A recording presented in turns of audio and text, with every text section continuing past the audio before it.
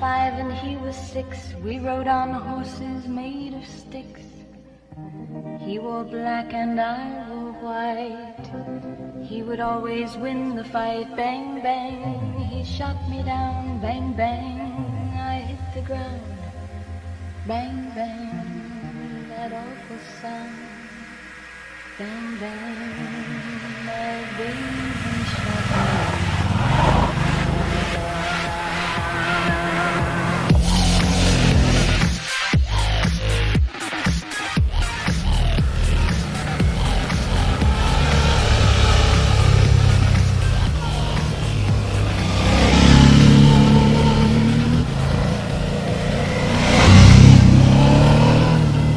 Fini le look taillé à la serpe de 2004, pour 2012, la Suzuki DL 650 V-Strom a changé de robe. Elle s'est embourgeoisée, pris quelques rondeurs et ça lui va bien. Pour 2015, elle adopte un look de baroudeuse, c'est la version XT. La motorisation ne change pas. C'est toujours le même bicylindre en V de 645 cm3, développant 69 chevaux à 8800 tours-minute et 60 Nm à 6400 tours-minute qui anime la Suzuki DL 650 V-Strom.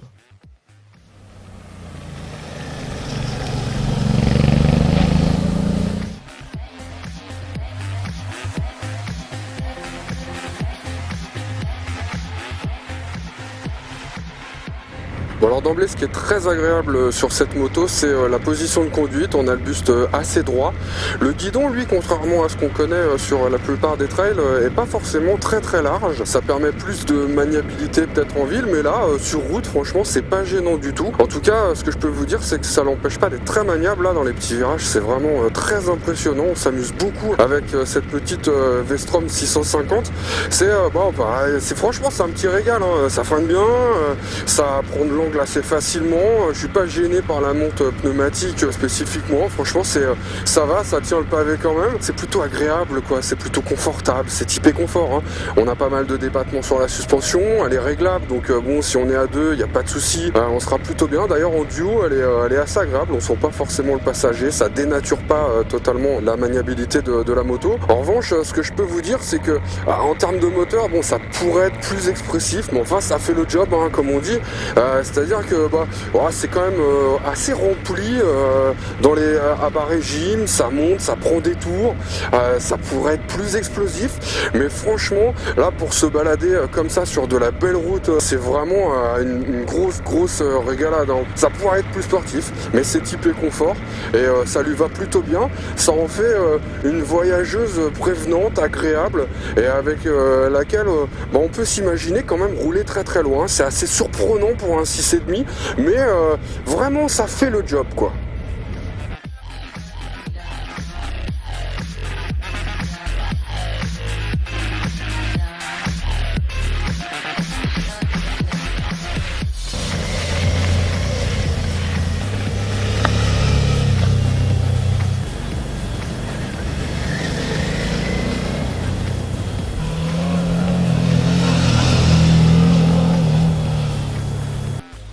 À l'avant, la fourche hydraulique est dotée d'un débattement de 150 mm.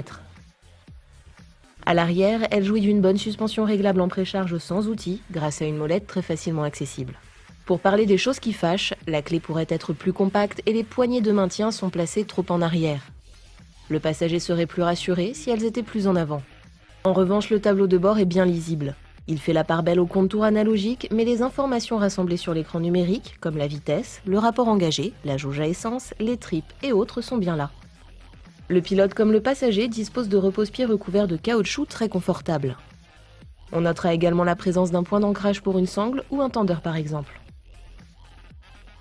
La hauteur de selle importante de 835 mm est bien compensée par son échancrure au niveau du réservoir. Les petits gabarits n'ont pas trop à s'en faire.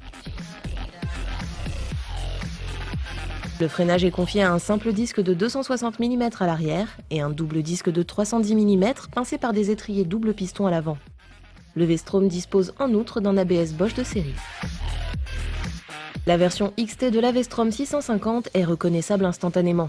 Si elle conserve le même regard, avec ses deux projecteurs placés sur la même horizontale et qui s'allument ensemble, son bec de canard l'a trahi. On pense tout de suite aux stars du Paris-Dakar, les DR de 1988.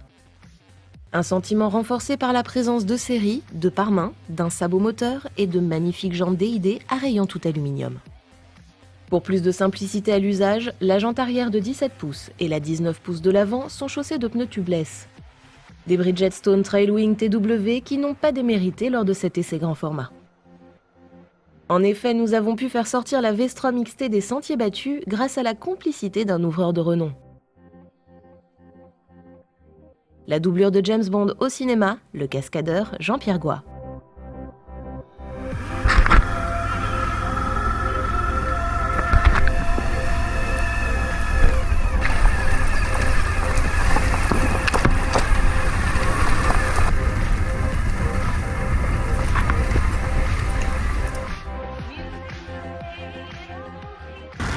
Bon alors là donc c'est la version XT, c'est encore un autre truc hein. Là on est carrément dans la caillasse, dans la pampa.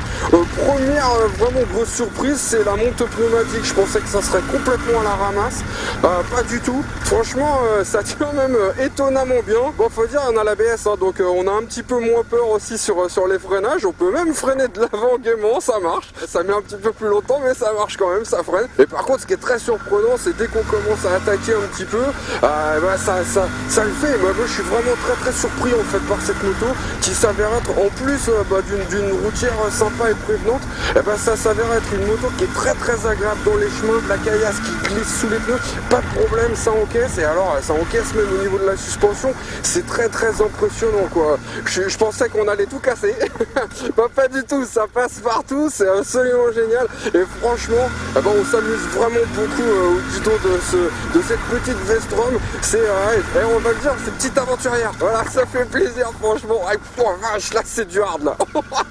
Et là pour le coup le moteur un petit peu linéaire, pas forcément très rageur, on l'apprécie grandement parce que ça simplifie pas mal les choses. On peut y aller gaiement, profiter un petit peu et puis mettre du gaz, prendre des courbes comme ça, glisser un petit peu.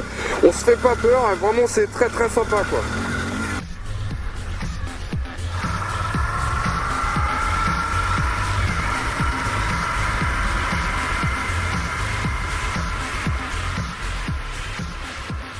Au terme de cet essai, nous devons bien admettre notre surprise. Non contente d'être une partenaire sympathique et prévenante sur route, la Suzuki DL650 V-Strom XT s'avère être en plus une bonne moto pour découvrir, et découvrir sur les chemins. Voire plus si on l'équipe de pneus adéquats. Elle est disponible au prix de 8 599 €, soit 500 € de plus que la version standard.